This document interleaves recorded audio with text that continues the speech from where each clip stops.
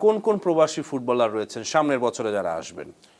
Kasper এই বছর হয়তোবা চলে আসবেন, মানে সেকেন্ড লিগে, অথবা এই বছর না আসলে সামনের লিগে চলে আসবেন ক্যাসপার হক।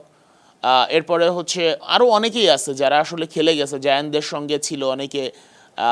আমরা ইয়াকে নিয়ে মিনহাজ চৌধুরীর তো চলে আসছে। এরপর ইমান আলমকে কথা হচ্ছিল ফুটবলে, কিন্তু ইমান আলম ফাইনালি ফুটসালের একদম মূলধারার সুযোগ পেয়ে গেছে। সে বাংলাদেশের হয়ে এএফসি খেলবে ফুটসালের, তো এইটাও নিশ্চয়ই ভালো খবর। এরপরে আরো অনেকেই আছে। ইফাজ আবেদ খেলেছিল, ইন্টারভিউ করেছেন আমি সুলিভানদের দিয়ে একটু কথা বলি। ইফাজ আবেদের কথা একটু বলছিলাম। ইফাজ আবেদও খুবই ভালো প্লেয়ার এবং ইমান আলমের কাজিন। সে হচ্ছে ইমান আলমকে ওই যে ফুটসালে যে সুযোগ পেয়েছে, খুবই অসাধারণ ফুটবলার, মানে অসাধারণ প্লেয়ার। ফুটসালেই খেলবে, জাতীয় দলের রিপ্রেজেন্ট করতেছে, একদম মূল ন্যাশনাল টিম।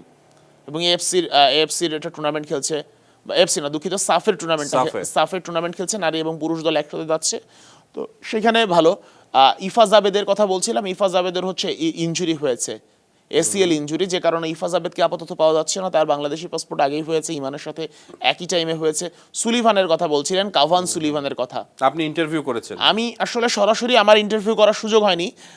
কাতারের ফটো সাংবাদিক, বাংলাদেশি ফটো সাংবাদিক নাহিদ ইসলাম আছে, উনি আমার জন্য ইন্টারভিউটা করেছিল। যদিও মানে রেস্ট্রিকশনের কারণে খুব বেশি প্রশ্ন আমি দিয়েছিলাম, খুব বেশি সময় আসলে দিতে পারেন নাই। কাভানকে আসলে ওইখানে যারা গাইডলাইন্স ছিল, গাইডলাইনের কারণে নিয়ে যাওয়া হয়েছে। তবে কাভান যেটা বলেছে সেটা হচ্ছে তার পরিবার বাংলাদেশকে অনেক ভালোবাসে, অনেক পছন্দ করে, কিন্তু তার আসলে বাংলাদেশের হয়ে ইন ফিউচার কখনোই খেলার কোনো সম্ভাবনা নেই।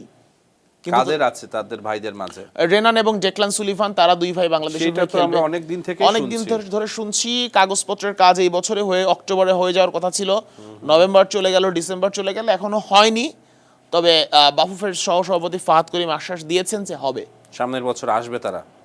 এটাই আসলে টার্গেট তাদের, বাফুফের টার্গেট এটাই যে হচ্ছে 26-এ কোনো একটা টুর্নামেন্টে তাদেরকে ইন্ট্রোডিউস করার টার্গেট। বয়সভিত্তিক দলে খেলবে, বয়সভিত্তিক দলে অবশ্যই। এবং তাদের বাবাও আসলে চান না যে ছেলেরা সরাসরি জাতীয় দল বা একদম টপ লেভেলের টিমে খেলুক, তারা এইজ লেভেল হয়ে তারপরে মেইন টিমে আসুক। নিলয়ের আপডেটটা কি? নিলয় ফঞ্চার প্লয়, তার সঙ্গে এখনো বাফুফে আসলে ওইভাবে যোগাযোগ করছে না, কিন্তু নিলয়ের সঙ্গে আমার বাই থ্রু কথা হয়েছে। বাফুফে কেন যোগাযোগ করছে না আমি তো এটা তো বাফুফে জানে, আমি তো বলতে পারবো না। বাফুফে কেন যোগাযোগ করছেন এটা তাদের ব্যাপার, বাট নিলয় একজন পোটেনশিয়াল ফুটবলার। আলটিমেটলি তাকে ডেকে, ক্যাম্পে ডেকে তার কোয়ালিটি, তাহলে আমাদের যদি কোয়ালিটি নিয়ে, যে নেদারল্যান্ডসের সেকেন্ড ডিভিশনে যদি মানে কোয়ালিটি নিয়ে সন্দেহ থাকে, এনে আমরা আবার খেলা দেখি, ট্রায়াল নিই ন্যাশনাল টিমের সাথে রেখে বা অনূর্ধ্ব-23 দলের সঙ্গে। নিলয় কি বলছে? নিলয় খেলতে খুবই আগ্রহী। আমার সাথে হয়তো বা নিলয়ের সঙ্গে 2-1 দিনের মধ্যে কথা হবে, মানে ভায়া কথা হয়েছে। নিলয় খুবই আগ্রহী বাংলাদেশের হয়ে খেলতে। তিনি কোন পজিশনে খেলেন? মিডফিল্ডার এবং খুবই ইয়াং। নিলয় বয়স কত? বয়স মানে 20-এর কাছাকাছি, আগে পরে। আচ্ছা, এক্স্যাক্টলি এই মুহূর্তে আমার খেয়াল নাই, বাট নিলয় খুবই ইয়াং, নেদারল্যান্ডসে খেলে। সামনের বছরে তার কি আসার সম্ভাবনা আছে বাংলাদেশে? এমন কিছু শুনেছেন? বাফুফে যদি চায় তাহলে সম্ভাবনা আছে, বাফুফে যদি চায়। এখন তো ফেডারেশনে চাইতে হবে, এই হচ্ছে বিষয়। এখন প্লেয়ার তো ধরেন যে আরো অনেকেই আছে। রিকুতা হাসামুতো আছে, সে তো আসলে দুর্দান্ত প্লেয়ার, জে লিগে খেলছে সে হচ্ছে। যদি কিন্তু জাপানের সিস্টেম হচ্ছে জাপানের নাগরিকত্ব ছাড়তে হবে আপনার, তারপরে হচ্ছে অন্য দেশের নাগরিকত্ব তিনি নেবেন নাকি? মানে আমার মনে হয় যে বর্তমানে যে সিচুয়েশন, এগুলো দেখে না নেওয়ার সম্ভাবনাই বেশি। কি রকম সিচুয়েশন? আরহামের কথা বিবেচনা করে?